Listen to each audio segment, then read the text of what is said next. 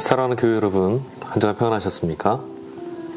가을이 깊어가고 있고 그 기쁨의 시간 하루하루 지나갈 때마다 겨울이 우리 앞에 성큼성큼 다가오고 있으면 실감하는 요즘입니다. 우리에게 주어진 시간이 있다는 것, 그리고 오늘의 시간은 지나가는 것임을 겸허하게 깨닫게 하시는 하늘의 음성을 듣는 것 같습니다. 그런 바라기는 매일 하루하루 지나갈 때마다 그 시간을 보내시면서 무의미하게 끌려가듯이 보내지 마시고 하나님이 우리에게 주셨던 은혜를 생각하시고 오늘 나를 이곳에 부르신 그 부르심을 기억하면서 하나님의 뜻을 향해서 걸어가는 의미 있는 하루하루 그 걸음걸음의 시간으로 길어 올리실 수 있기를 주님의 이름으로 간절히 축원드립니다. 오늘은 또 짧은 질문 긴 묵상 함께 또 나눠보려고 하는데요. 오늘 함께 나누고 싶은 말씀은 그리스도인도 고난을 당할 수 있습니까? 라고 하는 주제입니다. 무척 어려운 주제이기도 하죠. 자칫 이 문제는 하나님이 과연 존재하시는가? 의로우신 하나님이시라면 불의를 그냥 두실 수 없는데 이 땅에 아직도 불의함이 그냥 있다라는 말은 하나님이 의로우신데도 불의함이 있다라면 하나님은 그럼 무능하신 것이냐? 하나님이 전능하시다면 왜 이런 불의를 놔두셨냐? 그렇다면 하나님이 전능하시다면 하나님은 불의함을 그대로 두시고 그냥 있는 대로 인정하시니 불의하신 분 아니냐? 이런 신종론의 문제와 이어질 수도 있습니다. 과연 여러분들은 이 고난의 문제를 어떻게 생각하시는지 오늘 짧은 말씀을 함께 좀 나누고 깊이 좀 생각해 봤으면 좋겠어요. 시편 말씀과 베드로전서 말씀을 읽어드리겠습니다. 의인은 고난이 많으나 여호와께서 그의 모든 고난에서 건져 주시는도다. 베드로 사도는 또 이렇게 말했습니다. 만일 그리스도인으로 고난을 받으면 부끄러워하지 말고 도리어 그 이름으로 하나님께 영광을 돌리라. 아멘. 여러분, 우리 신앙의 삶에서 비단 우리 개개인뿐만 아니더라도요, 신앙이 참 좋고 믿음 생활 열심히 하시는 우리 성도님들 중에 어려운 일들과 고난을 겪는 그런 일들, 그런 소식 우리 자주 접하게 됩니다. 어쩌면 저런 일들이 어떻게 저 사람에게 일어날 수 있을까? 하나님이 정말 계시다면 저분의 저 신실함과 저분의 그 온전한 마음을 아실 터인데 어떻게 그에게 이런 어려움의 일들이 자꾸 생겨나게 되는가? 우리 질문하지 않을 수가 없습니다. 그때마다 우리 참 혼란스럽죠.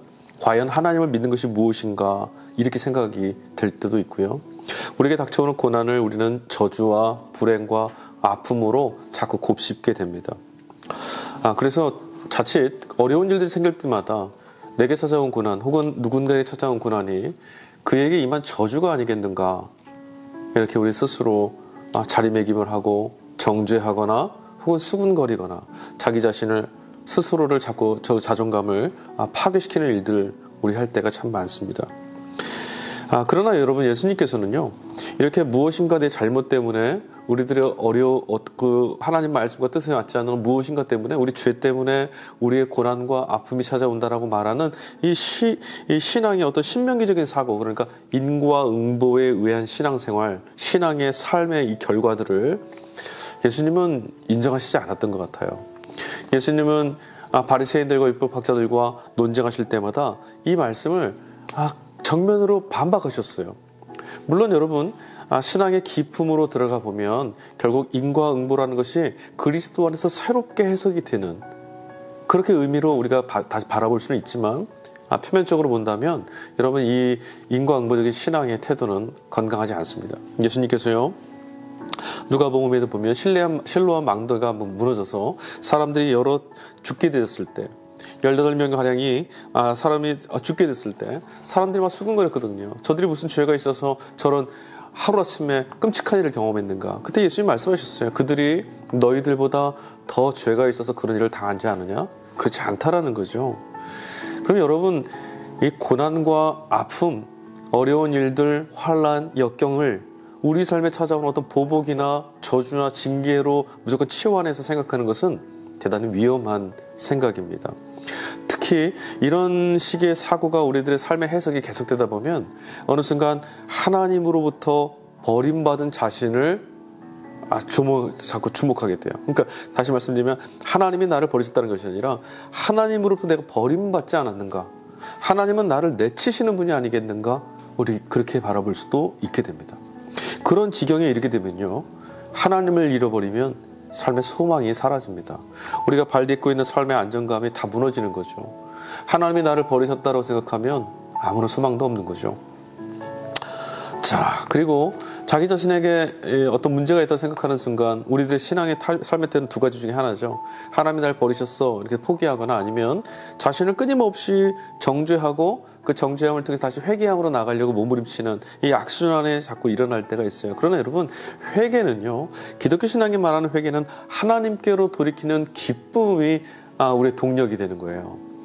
하나님이 당신께 나가는 이들, 믿음으로 주님 앞에 나가는 이들에게 상 주시는 분이다라고 하는 그 기쁨이 원동력이 되고 본질이 되어서 하나님께로 돌이키고 하나님께 기대는 것이 성서적인 신앙적인 회개거든요.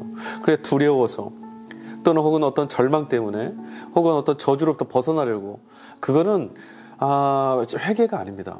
신앙적 회개는, 기독교적 회개는 절대 아니죠. 자, 여러분, 인과응보식의 사고에 사로잡히게 되면은 삶을 긍정할 수가 없어요. 하나님이 지금 여기에서 나의 삶을 인도하시고 함께하시고 섭리하신다는 것, 또 그분이 선하시다는 것을 자꾸 의심하게 됩니다. 여러분, 우리 신앙에 대해서요, 고난을 피하거나 고난을 좀 회피할 수 있는 어떤 부족처럼 자꾸 이 예수님 믿는 이 신앙의 자리를 그렇게 생각하고 그렇게 여길 위험성도 이런 사고에는 담겨 있죠.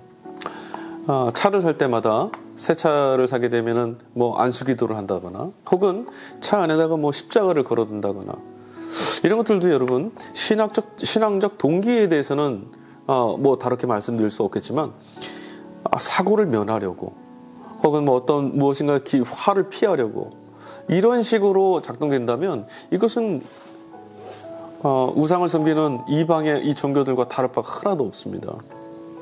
기독교 신앙은 하나님이 지금 여기에 나와 동행하신다라는 이 고백으로부터 출발하지 않습니까? 그리고 하나님 때문에 모든 것이 다 선해짐을 인정하는 겁니다. 성경 안에는 고난받은 이들이 참 많이 나오죠. 요셉도 그랬고요, 욥도 그랬고요, 선지자들도 그렇고요, 이스라엘의 역사도 그랬고요, 그리고 무엇보다 예수님도 그러셨습니다. 우리로서 이해할 수 없는 고난이 삶에는 참 많습니다. 우리 그 이유를 다 헤아릴 수가 없어요. 왜 이 고난이 우리에게 찾아왔는가? 물론 우리 자신의 잘못으로 인해서도 찾아올 때도 있고 정말 해석할 수가 없는, 원인을 알 수 없는 그런 고난도 우리가 직면할 때가 있습니다.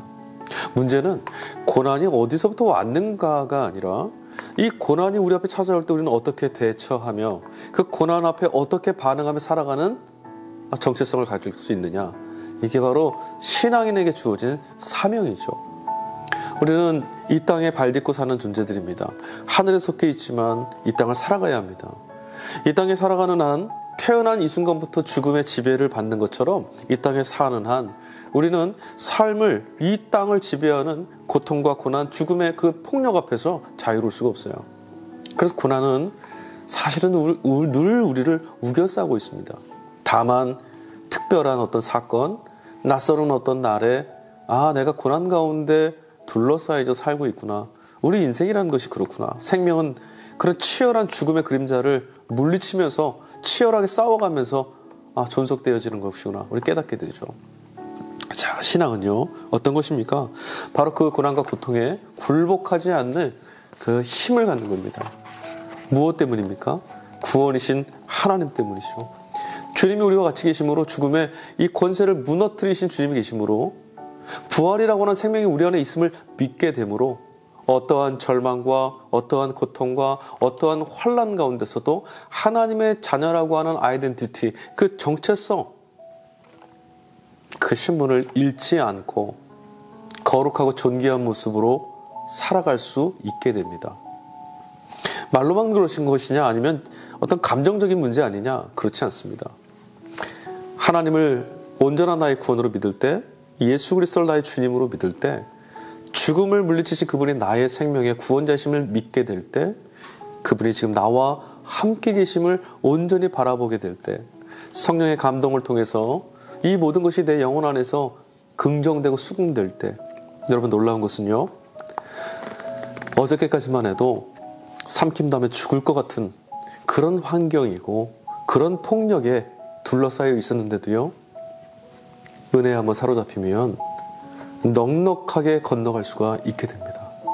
내 힘으로 할 수 없었던, 오늘 하루를 넘어설 수 없을 것만 같았던 그런 나의 인생이 하나님이 열어놓으신 내일을 맞이하는 벅찬 감동을 경험하게 되는 거죠. 그게 은혜죠. 그게 신앙의 능력입니다. 그리스도와 함께할 때 우리는 이 땅의 모든 어둠의 그 권세를 파괴시킬 수 있습니다. 적어도 예수님께 속하여진 우리들의 삶이 어둠에 깨지지 않고 승리함을 보여주므로 어둠은 물리쳐야 된다는 것을 우리는 보여줄 수 있고 입증할 수 있게 됩니다. 우리를 빛으로 부르신 이유가 바로 거기에 있죠. 성경은 고난 자체를 부인하지 않습니다. 오히려 죽음으로 인해서 찾아온 인류의 고통과 고난을 우리가 힘써 항거하고 저항하라고 가르쳐주고 있고요. 누군가 고통당하고 아파하고 슬퍼하는 이들이 있다면 그들의 곁에 찾아가서 이 소망의 메시지를 전하는 역할을 하라고 우리를 부르고 있습니다. 로마서 말씀입니다. 즐거워하는 자들과 함께 즐거워하고 우는 자들과 함께 울라. 12장 15절 말씀인데요. 성경이 복음이 우리를 이렇게 멋지고 든든한, 그리고 또 누군가에게 한없이 따뜻하고 살아갈 만한 충분한 이유와 근거를 마련해 줄 수 있는 벗이 되라고 우리를 부르고 있습니다. 사랑하는 여러분, 오늘 고난과 아픔과 절망의 터널을 통과하고 계십니까? 상심하지 마십시오. 그리스도께서 우리와 동행하십니다. 인류의 극심한 고난인 누구도 피해갈 수 없는 죽음의 권세를 뿌리치시고 홀로 걸어가신 그 길 끝에 생명의 문을 열어놓으신 주님께서 지금 저와 여러분의 인생을 붙들고 혹여 우리가 길을 잃을까봐, 혹여 우리의 무릎이 꺾일까봐 우리를 붙들고 동행해주고 계십니다. 주님의 위로를 기억하시고 그리스도가 주시는 평강을 누리며 고난을 은혜로 통과해 나갈 수 있는, 고난을 통과해 나갈 수 있다는 길을 보여줄 수 있는 믿음의 우리 동역자들 되실 수 있기를 주님의 이름으로 간절히 축원드립니다. 다음 이 시간에 다시 뵙도록 하겠습니다. 감사합니다.